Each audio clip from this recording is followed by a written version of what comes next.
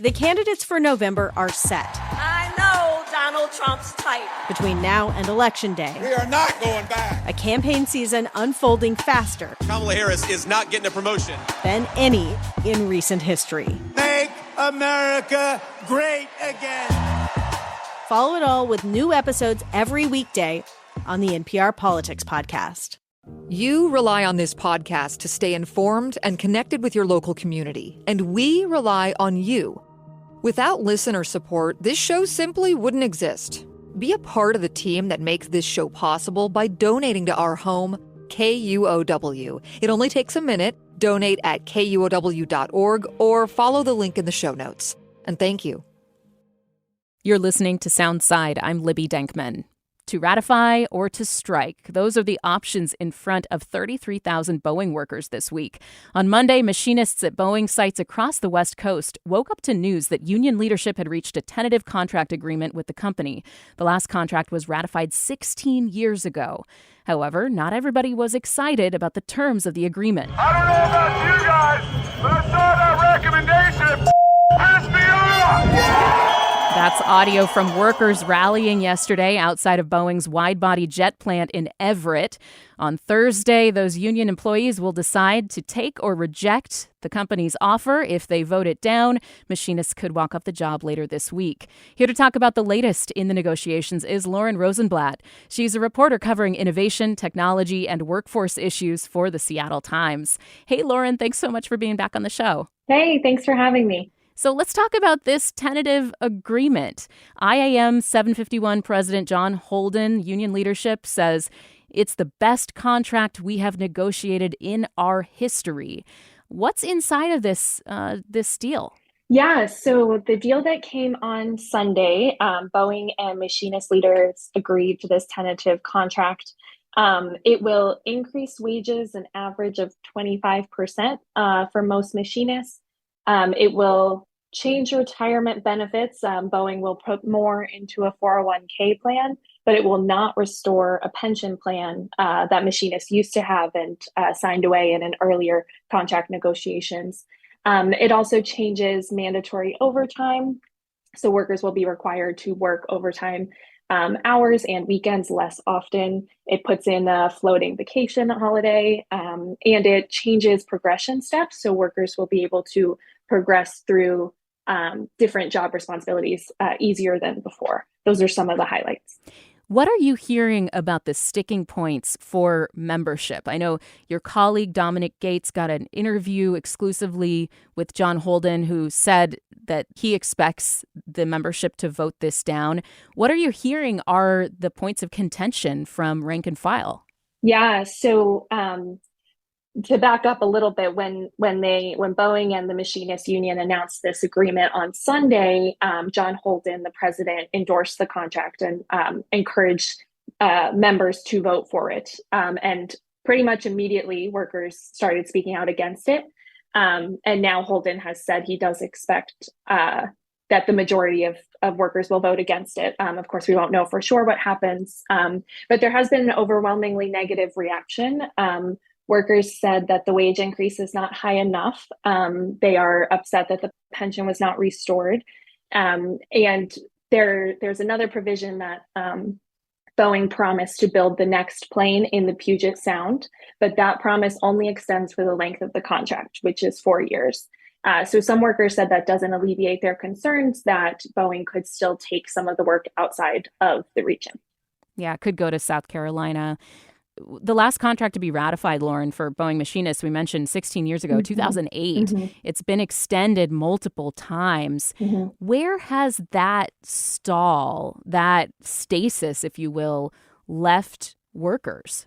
Yeah, there's still a lot of hurt over the last 16 years of negotiations with the company. Workers still feel betrayed about what happened. During the length of the last contract, Boeing twice threatened to move jobs outside of Washington, which is why that provision now is so important to workers. But because they initiated these mid-contract negotiations, workers couldn't strike and had a little less negotiating power. So they are coming into this contract negotiation with all of that hurt still. A lot of them felt betrayed by the company and by the union. So when they were looking at this contract and considering what to do next, a lot of them haven't forgotten what happened, and they're still feeling that hurt and betrayal that they felt over the last 16 years. One of the issues that stuck out to me from your reporting is the elimination of this AMPP, the Aerospace Machinists Performance Program. What is the AMPP, and why is it such a big deal for machinists? Mm-hmm. Yeah, so this is one of the parts of the contract that I think is a little confusing to members overall. The contract is very long. There's a lot of provisions, and there's still a lot of questions being asked. But essentially, this was a bonus that Boeing employees used to get. It's no longer a part of the contract, but there has been an overall wage increase that advocates are saying, would cover what they lost in that bonus. Other workers are saying that they still want that bonus back.